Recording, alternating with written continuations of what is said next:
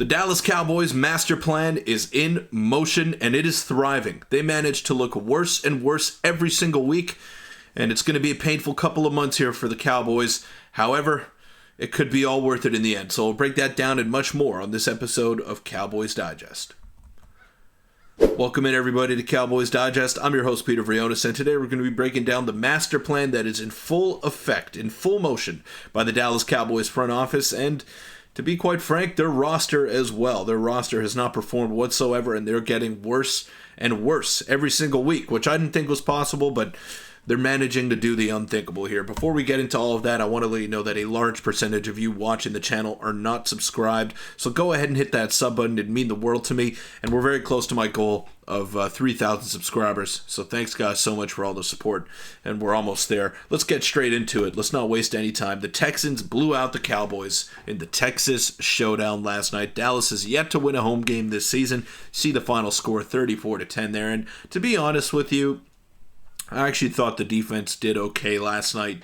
They're just not getting anything from their offense. Cooper Rush not able to sustain drives, not able to make those throws when he needs to, and the Cowboys just aren't good enough right now to win against anybody. I wouldn't be shocked if they lose the rest of their games this season. That is where they're at. They're at rock bottom right now, and the only place that you can go is up. But it's going to be a long last 7 games for the Cowboys, who now have a 3-7 record on the season. So yeah, C.J. Stroud, Joe Mixon in particular, dominated the Dallas Cowboys yesterday, and it wasn't really a contest from the jump. They went up 14-0 early, kind of took the foot off the gas there. The Cowboys made it a game. It was 17-10. Thought that maybe they were going to get their first home win of the season. Wasn't meant to be. And maybe it's for the better. Now the Dallas Cowboys have extended their all-time NFL record of trailing by 20 or more points in 6 straight home games. 34-10 Houston. That was Skip Bayless, who has been very vocal about his frustrations with the Dallas Cowboys this year, for lack of a better word. And ex-Cowboys defensive end and current ESPN analyst Marcus Spears on Jerry and Stephen Jones. I think they have to be honest with themselves and realize that they're not operating like teams are operating that are winning championships and consistently competing for Super Bowls. And I could not have said it better myself. So shout out to Marcus Spears standing up to his old boss, Jerry Jones. And it's hard because things have been the same in Dallas for a very long time now. Jerry and Stephen Jones have all of the control in the world, and they decide what happens with the roster. They decide what happens with the coaching staff. No move gets made within the Dallas Cowboys organization that they are not a part of. And that, to me, is the biggest problem. They don't let the head coach be the head coach. Whether you think Mike McCarthy is the right guy for the job or not, I think we can all agree that he was put in a position to fail this year. The roster was not properly addressed. You could tell that there were a lot of holes that needed to be filled, and instead of going out and filling them externally, they re-signed Dak Prescott, re-signed CeeDee Lamb, and tried to convince the fan base that this team was good enough to compete for a Super Bowl, when we all knew that they weren't. We all knew it going into the season, but that false hope that Jerry has been marketing for the better part of 30 years now, we all fell for it. Yet again, we all fell for it, and the Cowboys are now in an even deeper hole than they were at the start of the season. Injuries have mounted.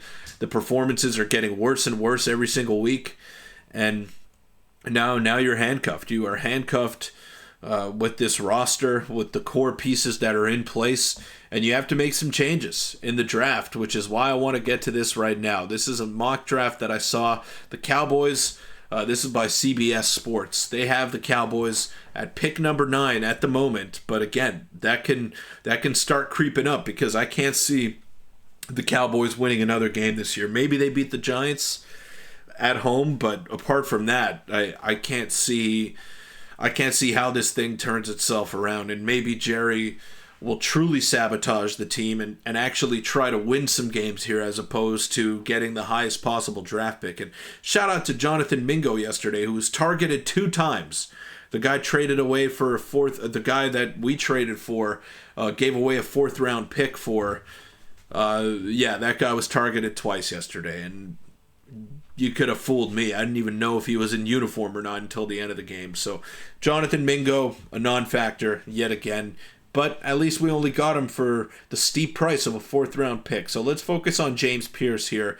And woo boy, in the span of 2 months, this team has gone from division favorites and playoff contenders to whatever they're putting on the field now. Who knows what this group looks like by the NFL Scouting Combine, but with 4 pass rushers, including DeMarcus Lawrence, headed for free agency after this season, adding Pierce makes sense. And Abdul Carter is another name that has been brought up in the talks for the Dallas Cowboys. Both of those guys extremely athletic. James Pierce maybe offers a little bit more in run prevention, which is something that the Cowboys desperately need. And Abdul Carter is a freak. They kind of compared him to Micah Parsons. Obviously, it makes sense because he went to Penn State and he's converted into an edge rusher, so I get that. But look, Abdul Carter, James Pierce, whichever direction they decide to go in, I don't think there's a bad pick here in the top 10. There's some good offensive linemen, good cornerback in Will Johnson.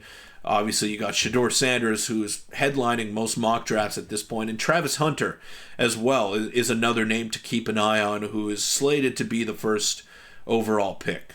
So that's maybe something that the Cowboys could shoot for if they start to lose a couple of more games, and I'm sure that they will. I'm sure they're going to find ways to lose and not be competitive, which sucks. The master plan is in full effect, and that master plan is to tank the absolute crap out of these games, and that's what the Cowboys are doing. I don't think they're actively trying to lose. They're just not good enough, and they are so far away from being a good team right now that it's concerning. And obviously they have Cooper Rush playing, so I'm not going to read too much into the performances that we're seeing. But even with Dak Prescott, they looked a ways away from being even a playoff team. I wouldn't even say Super Bowl contenders. So there's a lot of work to be done in the offseason, and this is more so of the top 10 that we're looking at, top 11 really. Ashton Jeanty was a name that we've been hearing a lot of too, the standout running back from Boise State, who should be the Heisman favorite in my opinion. Tetaroa McMillan, the 6'5" athletic stud receiver from Arizona, is the name that I really want. I want the Cowboys to target that guy. I think he's got superstar potential at the NFL level, and I think he might turn out to be the best player in this draft. That guy is unbelievable, Tetaroa McMillan. So if the Cowboys can somehow get him, I see him as high as 4 in a lot of mock drafts. He's 8th on the Tankathon one, which I'm not going to read too much into. I don't think he's going to fall all the way down to 8, but if you keep losing games, I think you're going to give yourself a chance here to go out and acquire Tetaroa McMillan, who I think is the best receiver in college football and is just doing things that are otherworldly out there. He's 6'5", 210. He's got the athletic profile, so much speed. That guy's going to be a stud at the NFL level. And we take a look at the second round here, which is something that you can't really underestimate either. See a lot of quarterbacks going in there. Quinn Ewers, Jalen Milroe, Carson Beck, rumored to be going a little bit later, despite being in the top 5 in the preseason. Ollie Gordon II from Oklahoma State is the one that is being rumored to go to the Cowboys here.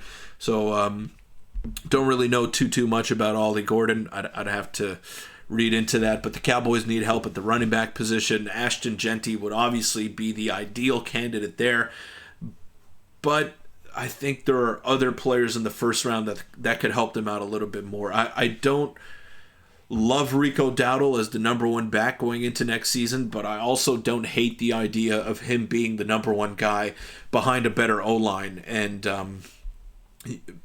with some more weapons on the outside in the wide receiver room. Let me know in the comments down below, who do you want the Dallas Cowboys to draft? Personally, for me, Tetaroa McMillan is the guy that I would be targeting if I'm Jerry Jones and Stephen Jones.